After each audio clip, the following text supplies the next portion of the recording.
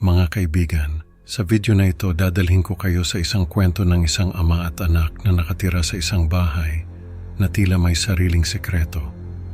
Isang gabi, nagsimula ang lahat ng marinig ni Aldrin ang kakaibang ingay mula sa kwarto ng kanyang anak na si Mikey. Habang lumalalim ang gabi, unti-unting nabubunyag ang mga kababalaghan na nagtatago sa kanilang tahanan. Sino nga ba ang mabait na multo na binabanggit ni Mikey at ano ang tunay na layunin nito?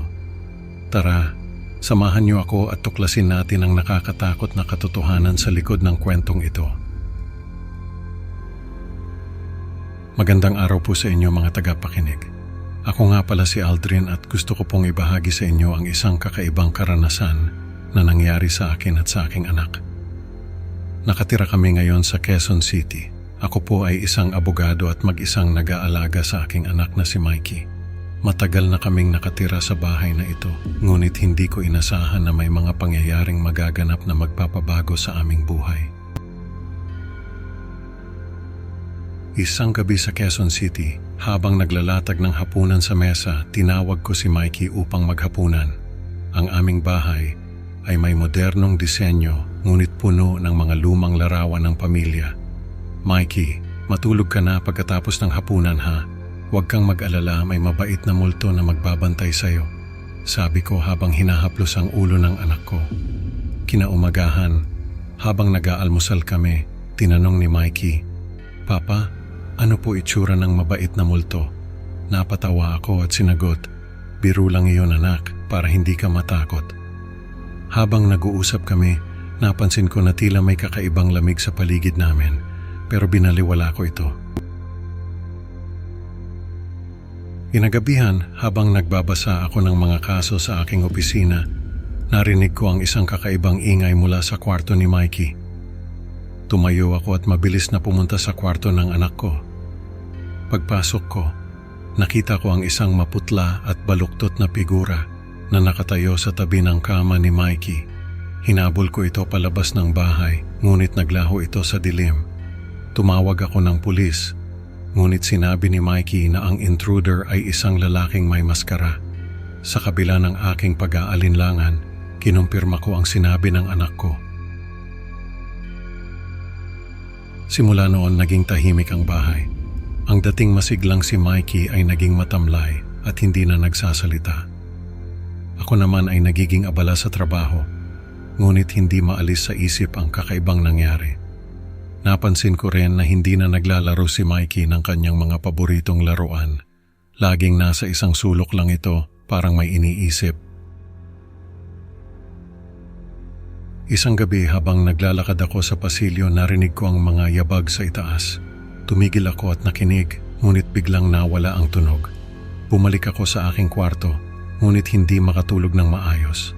Sa aking pagbalik sa kwarto, napansin kong bukas ang bintana kahit sigurado akong isinara ko ito bago matulog. Sa mga sumunod na araw, patuloy kong naririnig ang mga kaluskos sa kisame at mga bulong na hindi ko maintindihan. Naging paranoid ako. Lagi akong nag-iikot sa bahay tuwing gabi, tinitiyak na walang intruder. Isang gabi habang nagbabasa ako ng mga dokumento sa sala, narinig ko na may kausap si Mikey sa kanyang kwarto. Dahan-dahan akong umakyat sa hagdan at sumilip sa pinto. Nakita kong parang may kausap si Mikey, pero wala namang ibang tao sa kwarto. "Mikey, sino kausap mo?" tanong ko.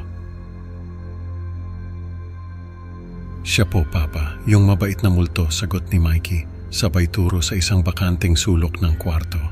Kinilabutan ako pero pinilit kong ngumiti. "Tulog na anak, bukas na natin pag-usapan yan." Sa aking pagkagulat, nakita ko ang maputlang figura na nakatayo sa pasilyo, nakatingin sa akin. Ang mga mata nito ay malalim at walang buhay. "Sino ka? Anong kailangan mo?" tanong ko. Nanginginig ang boses. Hindi sumagot ang figura. Bagkus ay lumapit ito sa akin ng dahan-dahan, tila may gustong iparating. Ibinunyag ng figura na si Mikey ay nilikha mula sa mga bahagi ng kanyang katawan at kailangan na niyang kunin muli ang mga ito. Sa aking harapan, unti-unting nag-disintegrate si Mikey sa mga bisig ko hanggang sa tuluyang mawala kasama ang lahat ng bakas ng kanyang pag-iral. Ang mga alaala ni Mikey ay naglaho na parang bula. Iniwan akong nagtataka kung totoo nga bang nagkaroon ako ng anak. Bumalik ako sa aking kwarto, naguguluhan at hindi makapaniwala sa nangyari. Naiwan akong mag-isa sa aking bahay, walang alaala ng aking anak na si Mikey. Ang aking bahay ay naging malamig at walang buhay, puno ng katahimikan. Ang aking buhay ay nagbago. Ako ay naging tahimik at malungkutin. Madalas akong magising sa kalagitnaan ng gabi, pawis na pawis, at hindi makatulog ng maayos. Bakit ganito? Bakit parang may kulang? Tanong ko sa sarili habang nakatingin sa salamin, kitang-kita ang pagod at lungkot sa aking mga mata. Ang aking trabaho ay naapektuhan at ang aking mga kaibigan ay nagsimulang mag-alala para sa akin. Ngunit sa kabila ng lahat, hindi ko matukoy kung ano ang nagdudulot ng aking labis na kalungkutan at takot. Cecilia, isang malapit na kaibigan ko at kasamahan sa trabaho, ay napansin ang kakaibang kilos ko nitong mga nakaraang araw. Madalas akong tulala at tila wala sa sarili.